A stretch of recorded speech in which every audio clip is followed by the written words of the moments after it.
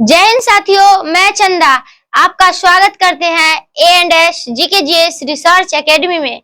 तो जैसा कि आपको पिछले वीडियो के माध्यम से पता ही होगा कि इस चैनल पर क्लास 7 के NCERT हिस्ट्री का चैप्टर नंबर 5 जो है जनजातियां, खाना बदोश और एक जगह से बसे हुए समुदाय के बारे में, यानी पिछले वीडियो में हम जनजातियां के बारे में बताए थे ये क्या होते हैं, उसके बाद खाना बदोश के बारे में बताए थे ये क्या होते हैं, उसके बाद एक जगह बसे हुए जो राज्य समुदाय की बात की थी किया गया था, इसके बारे में बताए थे। तो चलिए हम थोड़ा सा पिछले वीडियो की ओर चलते हैं, उसके बारे में जानते हैं, उसके बाद हम आज के टॉपिक पर चलेंगे। तो पिछले वीडियो में बताए थे जनजातियां के बारे में, जनजातियां क्या होता है। तो जैसा कि आपको बताए थे जो जनजातियां होता है वह एक समाज में एक समूह होता है, यानी आपको बताए थे जो एक समाज होता है उसमें एक समूह होता है जो जिसका विशेष भौगोलिक क्षेत्र में निवास स्थान होता है, जो जिसे हम जनजातियां कहते हैं। इनका रीति रिवाज अलग होता है, परंपरा अलग होता है, रहन सहन अलग होता है, खान पान अलग होता है। तो इसके बारे में हम जाने थे। तो हम पिछले वीडियो में बताए थे धर्म वर्ण के बारे में, जैसा कि आपको बताए थे जो वर्ण जो होता है वो ब्राह्मणों द्वारा 4 वर्गों में विभाजित किया गया था। एक किया गया था ब्राह्मण, दूसरा किया गया था क्षत्रिय,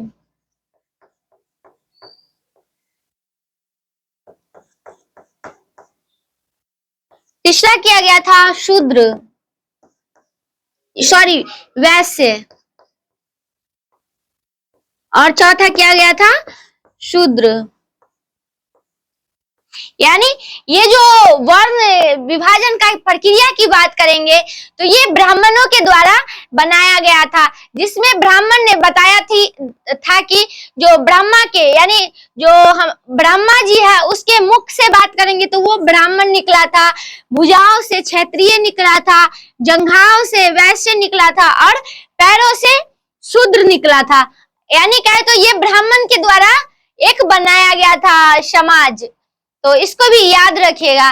तो इसमें जो ब्राह्मण थे वो अपने आप को ऊपर बताते थे और वो इनका कार्य यानी कार्य विभाजन भी ब्राह्मण के द्वारा किया गया था। तो इन्होंने ब्राह्मण ने अपने आप को सबसे ऊपर यानी वर्णों के श्रेणी में सबसे ऊपर रखा था, जिसमें इन्होंने बताया था कि हम धार्मिक अनुष्ठानों को संपन्न कराने का काम करेंगे। जैसे आज भी देखते हैं जो समाज में हम लोग पुरोहित को ऊंचा दर्जा देते हैं, यानी कहे तो ब्राह्मण को अपने से ऊंचा दर्जा देते हैं, क्योंकि ये धार्मिक अनुष्ठानों को संपन्न कराते हैं, पूजा पाठों को संपन्न कराते हैं। तो इसलिए समाज के जो लोग होते हैं वो ब्राह्मण को अपने समाज में सबसे उच्च मानते हैं। उसके बाद ब्राह्मणों द्वारा बताया गया क्षत्रिय वर्ण के बारे में।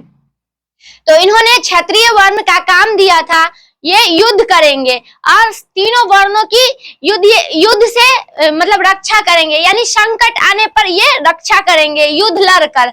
यानी जैसा कि आपको बताए थे मध्य काल में क्षेत्रीय विस्तार के लिए विभिन्न राजवंशों में युद्ध होता था। तो युद्ध के बारे में भी हम आपको पिछले वीडियो में बताए थे, जो पानीपत का युद्ध हुआ था, सेकेंड युद्ध हुआ था, फर्स्ट युद्ध हुआ था, राणा संघा का युद्ध हुआ था और भी विभिन्न युद्ध देखने को मिला था। तो उन सभी से बचाने के लिए यानी युद्ध से के संकट से बचाने के लिए क्षत्रिय वर्ण को रखा गया था ब्राह्मण के द्वारा।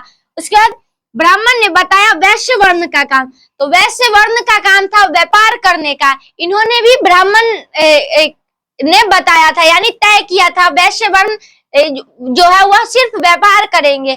उसके बाद शूद्र वर्ण की बात आती है, तो शूद्र वर्ण के बारे में ब्राह्मणों ने बताया है कि ये शूद्र वर्ण जो है वो तीनों वर्णों की ये रक्षा यानी देख रेख करेगा, यानी सेवा करेगा और सेवा के बदले इसको कुछ पूंजी दिया जाएगा, यानी पैसे से मदद किया जाएगा।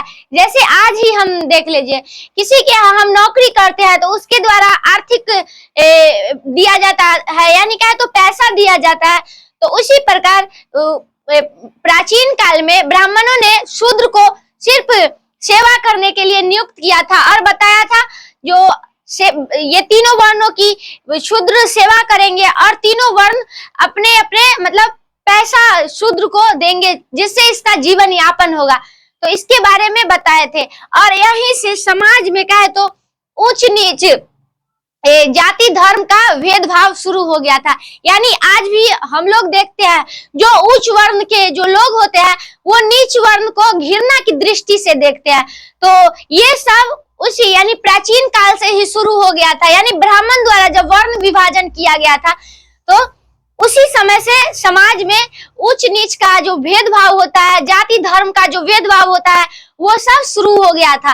तो इसको भी याद रखिएगा। उसके बाद थोड़ा यानी उसी समाज में कुछ जो ज्ञानी लोग होते थे जिनके पास ग्रंथ का ज्ञान होता था और भी विभिन्न ज्ञान होता था, उन सभी ने ये ब्राह्मण के द्वारा दिए गए ये धर्मों के नियमों को मानने से इनकार कर दिया और उन्होंने बताया कि जो ब्राह्मण का अगर पुत्र बतहा होगा तो वो उसे क्या ब्राह्मण ही कहलाएगा, या और अगर शूद्र वर्ण के जो लोग होते हैं उनके पास ज्ञान होगी तो वो क्या शूद्र ही कहलाएंगे। उनको ये धार्मिक अनुष्ठान कराने की अनुमति नहीं है और भी किसी चीजों की निर्णय लेने की अनुमति नहीं है, ये सिर्फ सेवा ही करेंगे। इसलिए कुछ समाज में उस समय जो लोग होते थे वो ब्राह्मण के द्वारा दिए गए नीतियों को अपनाने से इनकार कर दिया था और अपने एक समुदाय का निर्माण किया था जिसे हम जनजातियां कहते हैं। यानी कहे तो जनजातियां, ये आज भी भारतीय उपमहाद्वीप में देखने को मिलते हैं। जनजातियां शब्द का कम प्रयोग होता है लेकिन हम इसे हम आदिवासी भी कहते हैं। यानी आदिवासी सबसे ज्यादा शब्द देखने को मिलता है, या कहे तो इसे अनुसूचित जनजाति के नाम से भी जाना जाता है। तो ये जो आदिवासी जो लोग होते थे वो अपना जीवन को वन में व्यतीत करते थे। उसके बाद उनका खान पान अलग होता था, रहन सहन अलग होता था, रीति रिवाज अलग होता था। यानी ब्राह्मणों से के द्वारा जो वर्ण विभाजन किया गया था उससे एकदम भिन्न होता था, तो इसको याद रखिएगा। उसके बाद देखे थे यानी जो आदिवासी जो लोग होते थे वो अत्यधिक झूम की खेती करते थे। यानी झूम को खेती के बारे में हम पिछले वीडियो में बताए थे, इसे हम स्थानांतरित कृषि के नाम से भी जानते हैं। उसके बाद दहन कृषि के नाम से भी इसे हम जानते हैं। यानी कहे तो ये झूम की खेती क्या होती है इसके बारे में जानते हैं। तो जैसा कि आपको बताए थे जो आदिवासी जो लोग होते थे वो अपना तो अत्यधिक समय वन में व्यतीत करते थे, तो उनका कहे तो शिकार यानी अपने जीवन यापन के लिए उनको तो फसल की आवश्यकता होती थी, भोजन की आवश्यकता होती थी, इसलिए वो वन में ही जंगलों को काट कर और वहां पर दहन यानी आग लगाते थे और उससे जमीन को उर्वरकता मिलती थी और खेती करते थे। तो वहां की जो फसल होती थी अत्यधिक उपजाऊ होती थी, तो इसलिए वहां पर आदिवासी कृषि करते थे। और जैसे ही वहां की उर्वरकता शक्ति खत्म हो जाती थी तो आदिवासी जो लोग होते थे वो फिर एक स्थान से दूसरे स्थान चले जाते थे, इसलिए इस कृषि को हम स्थानांतरित कृषि के नाम से भी जानते हैं। तो इसको भी याद रखिएगा। उसके बाद हम जाने थे खाना बदोश के बारे में। तो खाना बदोश क्या होता है, तो समाज में देखते होंगे जो किसी व्यक्ति के पास अपना कोई घर नहीं होता था, यानी वो अपने भोजन की तलाश में इधर उधर भटकते थे। ये तो आपको प्राचीन काल में जो आरंभिक मनुष्य होते थे इसके माध्यम से देखे ही होंगे, यानी क्या तो पिछले वीडियो में आप देखे ही होंगे। जो आरंभिक मनुष्य जो होते थे उनके पास कोई अस्थाई घर नहीं होता था, वो भोजन की तलाश में इधर उधर भटक कर अपना जीवन को यापन करते थे, शिकार के माध्यम से अपना जीवन को चलाते थे। उसके बाद उन्होंने थोड़ा सा अस्थाई बने, उसके बाद कृषि स्वयं उपजाने लगे, उसके बाद उनका मतलब अस्थाई जीवन होने लगा। तो खाना बदोश का बताए शब्द यानी खाना बदोश का एक शब्द की बात करेंगे तो जिनके पास अस्थाई घर नहीं होता था उसे हम खाना बदोश के नाम से जानते हैं। वो खाना की तलाश में इधर उधर भटकता था। उसके बाद एक जगह बसे हुए समुदाय के बारे में जानते हैं, जिसमें आपको बताए थे जो चैप्टर नंबर 5 है एनसीईआरटी हिस्ट्री का, उसमें 2 राज्य के बारे में बताया गया था, जिसके बारे में हम आज जानेंगे। तो पहला राज्य है गौर राज्य और दूसरा राज्य है अहोम राज्य। तो इसके बारे में हम जानेंगे। तो चलिए अब हम अपने टॉपिक की ओर चलते हैं। अब हम इस टॉपिक में हम यानी इस चैप्टर में हम क्या क्या जानने वाले हैं इसके बारे में जानते हैं। तो इसमें हम सबसे पहले जानेंगे बदलता समाज, नई जातियां और श्रेणियां। यानी जब समाज जब बदलने लगा, यानी जब आर्थिक स्थिति समाज की थोड़ा सा मजबूत होने लगी, उसके बाद उस समाज में जनसंख्या में वृद्धि हुई, उसके बाद जातियां जो वर्ण जो था वो अब जातियां में बदलने लगी, इसके बारे में हम जानेंगे। उसके बाद हम अगले टॉपिक की बात करेंगे, वो है राज्य की उत्पत्ति। जनजातीय लोगों के बीच सामाजिक बदलाव से हुई होती थी। यानी जो हम राज्य की उत्पत्ति की बात करेंगे, जिसमें हम गौर राज्य और अहोम राज्य के बारे में जानेंगे, वो समाज की बदलती हुई स्थितियों के आधार पर किया गया है। तो इसको भी याद रखिएगा, जिसमें हम एग्जाम्पल के तौर पर एक राज्य गौर के बारे में जानेंगे, अहोम के बारे में जानेंगे। गौर राज्य के जो लोग थे वो कहाँ रहते थे इसके बारे में जानेंगे, इसके राजधानी के बारे में जानेंगे, निवास स्थान के बारे में जानेंगे, तो इसी के बारे में जानेंगे। उसके बाद हम अहोम राज्य की बात करेंगे, तो इसके भी हम निवास स्थान के बारे में जानेंगे, इसके राजधानी के बारे में जानेंगे। अहोम राज्य के जो लोग होते थे वो किस फसल को अत्यधिक महत्व देते थे इसके बारे में जानेंगे। इसका स्थापना कब हुआ था इसके बारे में जानेंगे। तो चलिए हम पहले टॉपिक की ओर चलते हैं, जो था बदलता समाज, नई जाति और श्रेणियां के बारे में। तो मध्य युग जब आया तो समाज की कहे तो आर्थिक स्थिति मजबूत हो गई, समाज में अब अत्यधिक लोग रहने लगे, तो जातियां और श्रेणियां में नई जातियां और श्रेणियां उभर कर आई। यानी प्राचीन काल में जो ब्राह्मण द्वारा जो वर्ण विभाजन किया गया था तो वो तो 4 था, अब इसके अंदर भी जातियां अब आने लगी, तो जिसमें हम इसी के बारे में जानेंगे। तो कहे तो आप लोग भी समाज में देखते होंगे ब्राह्मण, विभिन्न प्रकार के ब्राह्मण होते हैं, जिसमें कहे तो चौहान ब्राह्मण होते हैं, चतुर्वेदी होते हैं, उसके बाद मिश्रा होते हैं, और भी अन्य प्रकार की जातियां अब ब्राह्मण में आने लगे थे। उसके बाद हम क्षत्रिय की बात करेंगे, तो क्षत्रिय वर्ण में भी विभिन्न राजवंश आने लगे, जाति आने लगी थी, जिसमें राजपूत आने लगी थी, राजपूत आने लगी थी, उसके बाद कहे तो चौहान आने लगी थी, और भी अन्य जातियां राजपूत वंश में उभर कर आने लगी थी। वैसे में भी विभिन्न जातियां उभर कर आई थी, जिसमें हम व्यापारी कहे तो, और भी अन्य जातियां वैसे जो वर्ण था उसमें आने लगी। उसके बाद शूद्र वर्ण की बात करेंगे, तो इसमें भी विभिन्न जातियां उभर कर आने लगी थी, जिसे हम आज SC ST कहते हैं, यानी सबसे छोट जाति जिसे कहते हैं, तो ये आने लगी थी। यानी जब समाज की जो जनसंख्या बढ़ने लगी थी तो नई जातियां उभर कर आने लगी थी। तो इसी प्रकार जातियां अब समाज में नई जातियां उभर कर आने लगी। यानी कहे तो जब समाज की जनसंख्या बढ़ी, यानी समाज में लोगों की जनसंख्या बढ़ी, तो इसी तरह अब जातियां में विभाजन होने लगी, यानी वर्ण में विभाजन होने लगी। यानी प्राचीन समय में तो 4 वर्ण थे, अब इसके अंदर थोड़ा सा विकास होने लगा, तो जातियां में अब विभाजन होने लगी। तो उसके बाद अब जातियां में लड़ाई होने लगी। ये यानी कहे तो जो उच्च श्रेणी के जाति थे वो छोट श्रेणी के जाति से घृणा करते थे,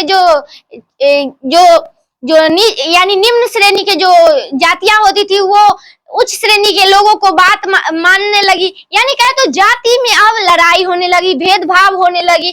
तो यही था कहे तो नई जातियां और श्रेणियां के बारे में। उसके बाद हम आगे चलते हैं, अब अगले टॉपिक की ओर चलेंगे, जो है राज्य की उत्पत्ति। लोगों के बीच सामाजिक बदलाव से मतलब संबंधित था, जिसमें हम 2 राज्य आपको बताए थे। तो चलिए हम पहले गौड़ राज्य के बारे में जानेंगे। गौड़ राज्य की हम स्थिति की बात करेंगे, यानी ये कहाँ पर स्थित है इसके बारे में। तो जो गौड़ राज्य है वो कहे तो मध्य भारत के गोंडवाना में स्थित है, यानी कहे तो मध्य भारत में ये राज्य स्थित है, गौड़ राज्य स्थित है। और जहाँ गौड़ राज्य स्थित है उस राज्य को हम गोंडवाना के नाम से जानते हैं, यानी गोंडवाना, इसको याद रखिएगा। गौड़ राज्य के जो लोग होते थे उसको हम गोंडवाना के नाम से भी जानते हैं। इसका हम निवास स्थान, जैसा कि आपको बताए हैं, मध्य भारत के इलाकों में ये रहते थे, तो इसको भी याद रखिएगा। अब हम इसकी राजधानी की बात करेंगे, तो इसकी राजधानी थी गढ़कंटारा, यानी गौड़ राज्य जो है इसकी राजधानी थी गढ़कंटारा, तो इसको भी याद रखेगा। और इसकी एक राजकुमारी थी दुर्गमती, तो इसको भी याद रखेगा। दुर्गमती जो थी ये मुगलों से भी युद्ध की थी, जिसमें इनकी मृत्यु हो गई थी। तो ये मुगलों से युद्ध 1556 ईस्वी में की थी, तो इसको भी याद रखिएगा। तो अब हम जानते हैं ये जो गौड़ राज्य के जो लोग थे इनका जीवन यापन के बारे में। तो ये भी जिस तरह जनजातियां अपना जीवन को जंगलों में व्यतीत करते थे, तो इसी प्रकार गौड़ जो राज्य था उसके अंदर जो लोगों जो आते थे, जो समाज में जो लोग रहते थे वो जंगल में अपने जीवन को व्यतीत करते थे। वहीं से यानी जंगल से ही अपना जीविकोपार्जन को चलाते थे, शिकार करके अपना जीवन को चलाते थे, पशुपालन करके जीवन को चलाते थे, कहे तो व्यापार करके जीवन को चलाते थे। यानी कहे तो गौड़ राज्य के जो लोग होते थे उसमें कुछ व्यापारी लोग भी होते थे, जो एक स्थान से सामान खरीद को दूसरे स्थान पर जाकर बेचते थे, जिससे उनको अत्यधिक मुनाफा हो सके और जिससे उनकी पारिवारिक स्थिति अच्छी तरह से चले। तो ये अपने परिवार को लेकर एक स्थान से दूसरे स्थान तक निवास प्रस्थान करते थे, तो इसको भी याद रखिएगा। और ये जो गौड़ राज्य के जो लोग होते थे इनकी भी सामाजिक स्थिति अलग अलग थी, इनका रीति रिवाज अलग अलग था। उसके बाद कहे तो जो गौड़ राज्य के अंतर्गत जो क्षेत्र आते थे उसके मुखिया अलग अलग थे। उस मुखिया जो थे वो अपने अपने क्षेत्र के विकास के लिए काम करते थे, तो इसको भी याद रखिएगा। तो हम मुख्य पॉइंट्स की ओर चलेंगे। तो इसकी राजधानी थी गढ़कंटारा, तो इसको याद रखिएगा। और जो दुर्गमती रानी थी वो 1556 में मुगल साम्राज्य से युद्ध किए थे, तो इसको भी याद रखिएगा। उसके बाद इनका निवास स्थान, जैसा कि आपको बताए थे, तो इसका निवास स्थान मध्य भारत की ओर था, तो इसको भी याद रखिएगा। उसके बाद हम चलते हैं अहोम राज्य की ओर। तो अहोम राज्य के जो लोग थे वो म्यांमार से आए थे और ब्रह्मपुत्र नदी के किनारे बसे थे, यानी कहे तो ये पहले अहोम राज्य जो था वह म्यांमार में था। उसके बाद ये थोड़ा यानी 13वीं सदी में ये ब्रह्मपुत्र नदी में मतलब पास आकर बसा। और ये वर्तमान में इसकी बात करेंगे तो ये वर्तमान में असम में स्थित है, यानी ये मुगलों के साथ युद्ध करने के यानी विभिन्न युद्ध करने के बाद ये अस्थायी रूप से असम में आकर बसा था, तो इसको भी याद रखिएगा। और हम इसकी राजधानी की बात करेंगे, यानी अहोम राज्य की राजधानी की बात करेंगे।